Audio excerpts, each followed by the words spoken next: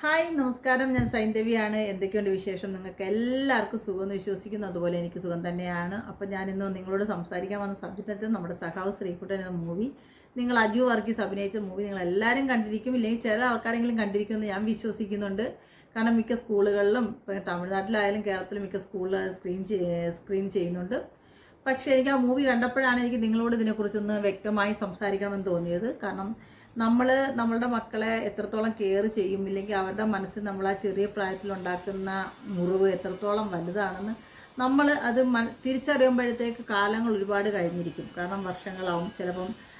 ഇപ്പം ഞാൻ പറയാം, എൻ്റെ ചെറിയ പ്രായത്തിൽ എനിക്കുണ്ടായ ഒരു ബാഡ് അനുഭവം നിങ്ങളോട് എല്ലാവരും ഷെയർ ചെയ്താണ്. പക്ഷെ അത് ഇന്ന് എൻ്റെ മനസ്സിൽ കിടക്കുന്ന ഒരു വിഷമം തന്നെയാണ്. കാരണം അത്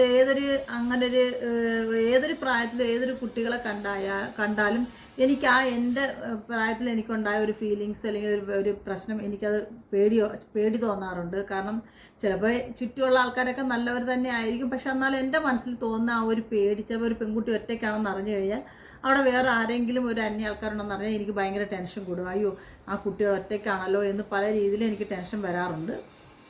പക്ഷെ ഞാൻ പറയുകയാണ്, നമ്മളുടെ കുട്ടിക്കാലത്ത് നമ്മളില്ലെങ്കിൽ നമ്മുടെ മക്കളെ അവരെ ശ്രദ്ധിക്കേണ്ട സമയം ശ്രദ്ധിക്കുക തന്നെ വേണം. കാരണം അവർക്കൊരു തിരിച്ചറിവ് വരുന്ന കാലം വരെയും അവരെ ഒരാൾ തൊടുന്ന ബാഡ് ടച്ച് ആണ്, ഇല്ലെങ്കിൽ അവരെ ഇങ്ങനെ ക്രൂരമായി പല വീടുകളിൽ ഞാൻ കണ്ടിട്ടുണ്ട്. എനിക്കറിയാവുന്ന ഒരു ടീമുണ്ട്. കാരണം കുട്ടികളെ കെയർ ചെയ്യില്ല. കാരണം അവരെന്ത് പറഞ്ഞാലും ആ അച്ഛനും അമ്മയും അവരെ ഭയങ്കരമായിട്ട് ഉപദ്രവിക്കും, ഇല്ലെങ്കിൽ അടിക്കുകയൊക്കെ ചെയ്യുള്ളൂ. സത്യം ഞാൻ പറയാണ്. അതിന് ആ ഒരു സമയത്ത് നമ്മൾ കാണുമ്പോൾ അവരുടെ വശത്ത് ശരിയുണ്ടെന്ന് തോന്നും. പക്ഷെ കുട്ടികളെ അടിച്ച് തന്നെ വളർത്തണം, ഇല്ലെങ്കിൽ പറഞ്ഞ് മനസ്സിലാക്കി തന്നെ കൊടുത്ത് വളർത്തണം എന്ന് പറഞ്ഞാൽ യാതൊരു തെറ്റും ഞാൻ പറയുന്ന ആളല്ല. പക്ഷെ ചില കാര്യങ്ങൾ ആ കുട്ടികളിൽ ഉണ്ടാക്കുന്ന ഒരു മുറിവുണ്ട്. അത് നമ്മൾ ചിന്തിക്കുന്നതിനപ്പുറത്ത് പോയി നിൽക്കും നാളെ ഒരു സമയത്ത്. കാരണം അത് അവരുടെ വളർച്ചയെ ഒത്തിരി ബാധിക്കും. അവരുടെ ജീവിതത്തിൻ്റെ ഓരോ സാഹചര്യത്തിലും ഈ മുറിവ് ഉണങ്ങാതെ ഇങ്ങനെ കിടക്കും. കാരണം അത് നമ്മളിതിനകത്തിൽ എത്ര മരുന്ന് വെച്ച് ആ വ്രണം ഭേദപ്പെടുത്താമെന്ന് തോന്നിയാൽ പോലും ആ വ്രണം ഒരിക്കലും ഭേദമാകാതെ അവരുടെ ഉള്ളിൻ്റെ ഉള്ളിൽ ആ പെയിൻ ഇങ്ങനെ കിടന്നായിരിക്കും ഈ കുട്ടികൾ ഓരോരുത്തരും വളർന്ന് മേപ്പോട്ട് വന്നു കഴിഞ്ഞാൽ ഇവരുടെ ജീവിതം ശരിയാവുമെന്ന് ചോദിച്ചാൽ ഒരു രീതിയിൽ ശരിയാവില്ല. അവർ പിന്നെയും പല പ്രശ്നങ്ങൾ അവർക്ക് നേരിടാൻ ചില കുട്ടികൾക്ക് ഭയം വരും. കാരണം നമ്മൾ പേരൻസ് ചെയ്യേണ്ടത് നമ്മുടെ കുട്ടികളുടെ കാര്യങ്ങൾ നമ്മളത് അറിഞ്ഞ് മനസ്സിലാക്കി അവർക്ക് എന്തിനോടാണ് പേടി. ചില വീടുകളിൽ ചെന്ന ചില കുട്ടികൾ സംസാരിക്കുക പോലുമില്ല, ഈ ചെല്ലുന്ന വ്യക്തികളോട് സംസാരിക്കുക പോലുമില്ല. ഞാൻ എൻ്റെ ചെറുപ്പത്തിൽ അങ്ങനെയായിരുന്നു. ഒരിക്കലും അവരോടൊരു മിങ്കിളാവാനോ ഒരിക്കലും എനിക്ക് പറ്റില്ല. കാരണം എൻ്റെ ഉള്ളിൻ്റെ ഉള്ളിൽ കിടക്കുന്ന ഒരു ഭയമുണ്ട്. കാരണം അതുമല്ല, ഒരു 10, 45 അല്ലെങ്കിൽ 50 വയസ്സുള്ള ഒരാളെ കാണുമ്പോൾ എനിക്കുണ്ടാവുന്ന ഒരു പേടിയും ഭയവും, ആ ഒരു ഭയം എനിക്ക് എൻ്റെ വീട്ടിൽ വരുന്ന എല്ലാവരോടും ഞാൻ കാണിക്കാറുണ്ടായിരുന്നു. കാരണം അധികം ഞാൻ അടുക്കുന്ന ഒരു വ്യക്തി അല്ലായിരുന്നു. കാരണം ഏതൊരു വ്യക്തിയും ഞാൻ ഒരു സംശയത്തോടെ മാത്രം കാണുന്ന ഒരു വ്യക്തി തന്നെ ആയിരുന്നു. അതിപ്പോഴും ചില കാര്യങ്ങൾ എനിക്ക് അങ്ങനെ തന്നെയാണ്. എൻ്റെ ലൈഫിൽ എനിക്കതുണ്ടായത് എൻ്റെ ലൈഫിലുണ്ടായ ഒരു ബാഡ് എക്സ്പീരിയൻസിൽ നിന്നാണ് എനിക്കത് ഉണ്ടാവാൻ കാരണം. അതുപോലെയാണ് ചില കുട്ടികൾ ചില വീടുകളിൽ നമ്മൾ ജോലിക്കാരി ഏൽപ്പിച്ചിട്ട് പോകും. ചിലപ്പോൾ ആ കുട്ടികളെ ഇവർ അത്രയും രീതിയിൽ ഉപദ്രവിക്കും. സീരിയസ്ലി പറയാം, ഉപദ്രവിക്കുക. അവർ ചിലപ്പോൾ ഒരു ഗ്ലാസ് വെള്ളം തട്ടി പുറത്തോട്ട് കളയുന്നതായിരിക്കും. ഈ സ്ത്രീ അത് വൃത്തിയാക്കാൻ പോകാൻ പറ്റാത്ത രീതിയിൽ ചെന്നിട്ട് അവർക്ക് ഉപദ്രവിക്കും. നമ്മൾ സോഷ്യൽ മീഡിയ പലതും കാണുന്നുണ്ട്. പല ജോലിക്കാരായാലും പല ആൾക്കാരായാലും പല കുട്ടികളെ ഉപദ്രവിക്കും നമ്മൾ പലതും കണ്ടിട്ടുണ്ട്. പക്ഷെ നമ്മുടെ കുട്ടികളെ നമ്മളൊരു തിരിച്ചറിയുന്ന പ്രായം വരെ അവർ നമ്മളടുത്ത് തന്നെ നിന്ന് അവരെ പൂർണ്ണമായിട്ടും കെയർ ചെയ്യണം. ഇപ്പം എനിക്കറിയാം, അച്ഛനും അമ്മയ്ക്കൊക്കെ ജോലി ഉണ്ടായാലും ഇപ്പോഴത്തെ വിദ്യാഭ്യാസങ്ങളെല്ലാം കുട്ടികൾക്ക് ചെയ്തു കൊടുക്കാൻ പറ്റുള്ളൂ. അതൊക്കെ എനിക്കറിയാവുന്ന ഒരു വ്യക്തി തന്നെയാണ്. പക്ഷേ ഞാൻ അന്നിരുന്നാലും പറയുക, നമ്മളുടെ ജീവിതത്തിൻ്റെ ഒരു പകുതി ഭാഗം നമ്മുടെ മക്കൾക്ക് വേണ്ടിയിട്ട് കുറച്ച് സമയം ഒന്ന് നീക്കി വെക്കണം. കാരണം അത് അവരുടെ വളർച്ചയിലും അവരുടെ നാളത്തെ ഒരു ജീവിതത്തെയും അവർ നാളെ ഒരു ജീവിത പങ്കാളി തിരഞ്ഞെടുക്കുന്നതിൽ പോലും അതൊരു വ്യത്യാസമായിരിക്കും. അതിൽ എനിക്ക് എവിടെയെങ്കിലുമൊക്കെ ചെറിയൊരു മിസ്റ്റേക്ക് പറ്റിയിട്ടുണ്ടെന്ന് തന്നെ ഞാൻ പറയും, ഉറപ്പായിട്ടും പറയും. ഇല്ലെന്ന് ഞാൻ ഒരിക്കലും എൻ്റെ തെറ്റ് മറച്ചു വെച്ചിട്ട് ഞാൻ ക്ലിയറായ ഒരു പേഴ്സൺ ആണെന്ന് ഞാൻ ഒരിക്കലും പറയത്തില്ല. കാരണം ഞാൻ പുറത്ത് ജോലി ചെയ്തത് കൊണ്ട് എനിക്ക് ആ കുട്ടീനെ ശ്രദ്ധിക്കാൻ പറ്റിയിട്ടില്ല ചില കാര്യങ്ങളിലും. അത് ഇപ്പം ഞാനത് പറയുന്നത് വേറൊന്നും കൊണ്ടല്ല. അത് പക്ഷെ അന്നിവിടെ നിന്നിരുന്നാലും നമ്മൾക്ക് നമ്മുടെ കാര്യങ്ങൾ നോക്കാനോ ഒന്നും വേറൊരു വ്യക്തി നമ്മുടെ ലൈഫിലില്ല. ഞാൻ തന്നെ നോക്കിയാലേ, ഞാൻ എടുത്ത ഉത്തരവാദിത്തം ഞാൻ തന്നെ എടുത്താലേ അത് മുന്നോട്ട് പോകുള്ളൂ ഉറപ്പുണ്ടായത് കൊണ്ടാണ് ഞാൻ അന്യനാട്ടിൽ ജോലി ചെയ്തതല്ല. പക്ഷെ അത് അവർക്കത് മനസ്സിലായിട്ടില്ലായിരുന്നു. കാരണം അവർ വിചാരിച്ചെന്താ, അവരോട് എനിക്ക് സ്നേഹമില്ല, എന്ന് തന്നെയാണ് ആ കുട്ടി വിചാരിച്ചത്. അതുകൊണ്ടെന്താ, അതിൻ്റെ ജീവിതത്തിലേക്ക് ഉണ്ടായ പ്രശ്നങ്ങളൊന്നും എനിക്ക് മനസ്സിലാക്കാനും പറ്റിയില്ല, എൻ്റെ പ്രശ്നങ്ങൾ ആ കുട്ടിക്കും മനസ്സിലാക്കാൻ പറ്റിയില്ല. അന്നേരം നമ്മുടെ വീട്ടിൽ നമ്മുടെ മക്കളെ നമ്മുടെ പ്രശ്നങ്ങളും നമ്മുടെ കാര്യങ്ങളും എന്തും അവരെ പറഞ്ഞ് ബോധ്യപ്പെടുത്തണം. പിന്നെ പ്രത്യേകിച്ച് നമ്മുടെ മക്കളെ മുമ്പിൽ വെച്ച് ഒരു ഫൈറ്റ് ഉണ്ടാവാതിരിക്കാൻ പ്രത്യേകം ശ്രദ്ധിക്കണം അച്ഛനും അമ്മയും. അത് വേറൊന്നും കൊണ്ടല്ല, ഈ കുട്ടികൾ ഇത് കാണുമ്പോൾ അവർ ഉള്ളിൻ്റെ ഉള്ളിൽ അവരറിയാതെ ഈ പ്രതികരണശേഷി ഇല്ലാതെ ആയിപ്പോവും. കാരണം നമ്മൾ ഇപ്പം അവരെ മുമ്പിൽ നമ്മൾ ഫൈറ്റ് ചെയ്യുമ്പോൾ ഈ കുട്ടികൾ ഇത് വീട്ടിൽ കണ്ടുകൊണ്ടിരിക്കുക, അയ്യോ എൻ്റെ അച്ഛനമ്മയും ഫൈറ്റ് ചെയ്യുന്നുണ്ട്, അവരങ്ങോട്ടും ഇങ്ങോട്ടും വർത്തമാനങ്ങൾ സംസാരിക്കുന്നുണ്ട് എന്ന് പറഞ്ഞിട്ട് ഇവർ പേടിക്കും. അയ്യോ ഇവരെന്താ ഇനി അടുത്ത് ചെയ്യാൻ പോകുന്നത് എന്ന് പറഞ്ഞ് ചിലപ്പോൾ ഇവരമ്മ അങ്ങോട്ട് കയ്യിലേറ്റം വരെ കാണും ഹസ്ബൻഡ് വൈഫും തമ്മിൽ. പക്ഷെ ഇതെല്ലാം ഈ മക്കൾ കാണുമ്പോൾ അവരെ ഉള്ളിൽ ഇതിനെതിരെ പ്രതികരിക്കാൻ പറ്റാത്തൊരു രീതിയായിട്ട് അവർ നിൽക്കും. ആ നിപ്പ് അവരുടെ ജീവിതകാലം ഭയങ്കരമായിട്ട് അവരുടെ ലൈഫിൽ അത് ബാധിക്കും. ആ നിപ്പ് അതൊരിക്കലും നമ്മൾ ചെയ്യാതിരിക്കുക. ഹസ്ബൻഡും വൈഫും എന്ത് പ്രശ്നമുണ്ടോ അത് നിങ്ങളുടെ റൂമിനകത്ത് നിങ്ങളുടെ കുട്ടികളില്ലാത്ത സമയത്ത് അത് പറഞ്ഞു തരിക. ചില വീടുകളിൽ ഞാനത് കണ്ടിട്ടതുകൊണ്ടാണ് പറയുന്നത്. സ്വന്തം മക്കളുടെ മുമ്പിൽ വെച്ച് അങ്ങോട്ടും ഇങ്ങോട്ടും അനാവശ്യമായ വാക്കുകൾ പറയും, അങ്ങോട്ട് തമ്മിലടിക്കും, ചിലപ്പോൾ കയ്യേറ്റം വരെ ഉണ്ടാകും. അത് ആ കുട്ടികളെ ഏറ്റവും കൂടുതൽ ബാധിക്കും, അവരാ വളർച്ചയിലും അത് ബാധിക്കും. കാരണം അവരത് പേടിച്ച് ഭയന്ന് നിൽക്കുന്നത് ഞാൻ കണ്ടിട്ടുണ്ട്. സീരിയസ്ലി പറയാൻ അച്ഛനും വഴക്കൂടുന്നത്. കാരണം അത് വ്യക്തമായ കാര്യങ്ങൾ ഉണ്ടായതുകൊണ്ടാണ് ഞാൻ പറയുന്നത്. ഒരിക്കലും നമ്മൾ അതാണ് ചെയ്യാം. നമുക്ക് എന്ത് പ്രശ്നം ഉണ്ടായാലും നമ്മൾ ഹസ്ബൻഡ് വൈഫായിട്ട് നിങ്ങളൊന്ന് യാത്ര പോയി അല്ലെങ്കിൽ ദൂരോട്ട് മാറി നിന്ന് സംസാരിക്കുകയൊക്കെ ചെയ്യാം. ഒരിക്കലും മക്കളുടെ മുമ്പിൽ സംസാരിക്കാതിരിക്കുക. പിന്നെ അതുപോലെ മക്കളുടെ മുമ്പിൽ തോന്നിവാസമായ ഒരു ടോപ്പിക് എടുത്തിടാതിരിക്കുക. അനാവശ്യമായൊരു ടോപ്പിക് അല്ലെങ്കിൽ ആരെയും കുറിച്ച്, കാരണം വേറെ അപ്പുറത്തുള്ളവരെ ആയാലും ഇപ്പുറത്തുള്ളവരെ കുറിച്ച് ഒരു മനുഷ്യരെക്കുറിച്ചും ഒരു ബാഡ് തിങ് അവരെ മുമ്പിച്ചില്ലെങ്കിൽ സ്പീക്ക് ചെയ്യാതിരിക്കുക. അത് നമ്മൾ പ്രത്യേകം രക്ഷകർത്താക്കൾ ശ്രമിക്കേണ്ടതാണ്. സീരിയസ്ലി പറയുകയാണ്, നമ്മൾ ഒരാളെക്കുറിച്ച് അനാവശ്യം പറയാൻ നമ്മുടെ മക്കൾ കേട്ടുകൊണ്ടിരിക്കുക. അത് അവർ സ്കൂളിൽ ചെന്ന് വേറൊരു വ്യക്തിയോട് പറയും. അങ്ങനെ അത് പറഞ്ഞ് ഈ കുട്ടി ചെന്ന് പറഞ്ഞ് വേറൊരു കുട്ടി അറിയും, ആ കുട്ടി ചെന്ന് വേറൊരു കുട്ടി.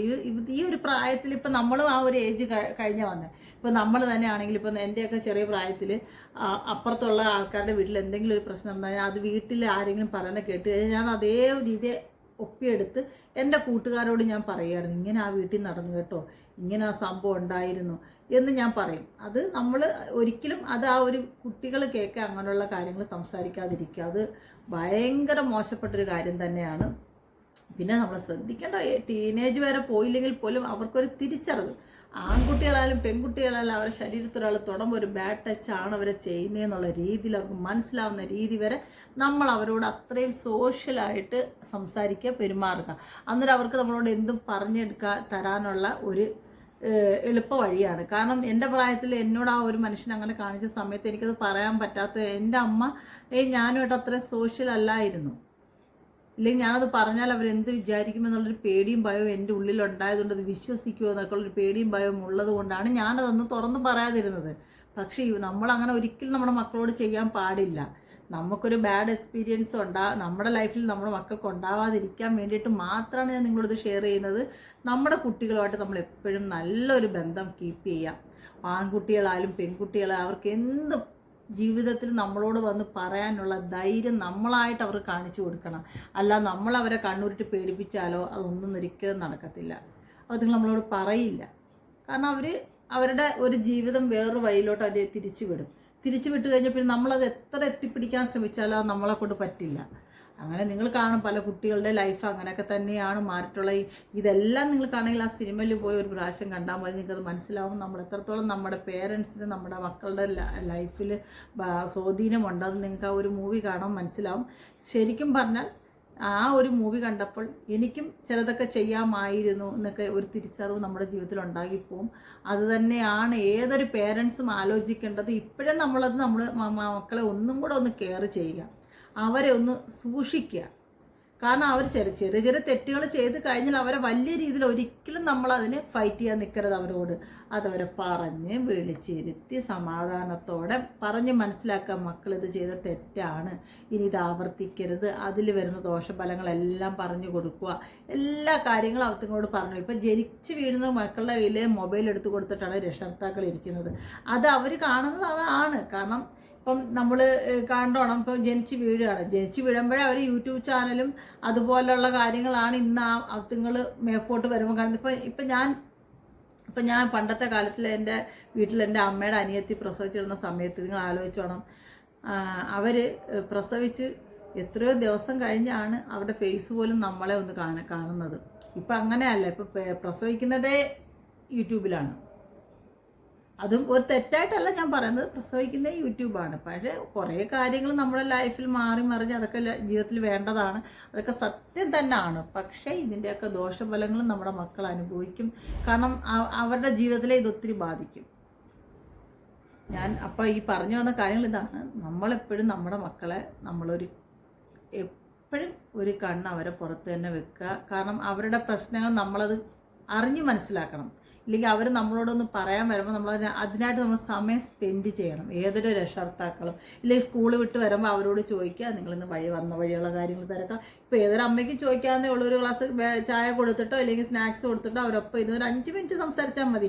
എന്തൊക്കെയുണ്ട്, ഇല്ലെങ്കിൽ നടന്നു വന്ന വഴിക്ക് എന്തൊക്കെ ആരെയൊക്കെ കണ്ടു, ഇല്ലെങ്കിൽ സ്കൂളിൽ എന്തായിരുന്നു, ടീച്ചേഴ്സ് എന്ത് പറഞ്ഞു, ഇല്ലെങ്കിൽ ഇന്ന് പഠിപ്പിച്ച പാഠങ്ങൾ എന്താണ്, കൂട്ടുകാരെന്ത് ചെയ്തു, അങ്ങോട്ടും ഇങ്ങോട്ട് തല്ലു വെച്ചോ, എന്തൊക്കെ കാര്യം നമുക്ക് ചോദിക്കാം. അന്നേരം ഇവരുമായിട്ട് അത്രയും നമ്മൾ ക്ലോസ് ആകുമ്പോൾ ഇവരെന്നും നമ്മളോട് മറിച്ച് വെക്കത്തില്ല, എല്ലാം നമ്മളോട് ഷെയർ ചെയ്യും. പക്ഷെ നമ്മൾ ഒരിക്കലും നമ്മുടെ മക്കളോട് ഒരു നല്ല റിലേഷൻഷിപ്പ് വെച്ചില്ല എന്നുണ്ടെങ്കിൽ അവർ നമ്മളിൽ നിന്ന് എല്ലാം മറച്ച് വെച്ച് നമ്മളിൽ നിന്ന് അകന്നു പോകും. പിന്നെ അവരെ ഇടയ്ക്കാണ് ഏതെങ്കിലും ഒരെണ്ണം ഇങ്ങനെ കപട സ്നേഹവും കൊണ്ട് വരുമ്പോൾ അവർ അതിലോട്ടങ്ങ് എടുത്ത് ചാടി. പിന്നെ ഞാൻ വേറൊരു കാര്യം പറയാം, ഇങ്ങനെയുള്ള മക്കളെ പെട്ടെന്ന് ഒരാൾക്ക് ഉപദ്രവിക്കാൻ എളുപ്പമാണ്. കാരണം അവരെ മനസ്സിലെല്ലാം പേടിയാണ് കിടക്കുന്നത്. ഒരാൾ തൊട്ടാൽ പോലും അവർ പേടിച്ച് മിണ്ടില്ല. അങ്ങനെയുള്ള മക്കളെ ശരിക്കും ഇങ്ങനെ പേടിയും ഭയമുള്ള മക്കളും ഉണ്ട് ഈ ലോകത്ത്.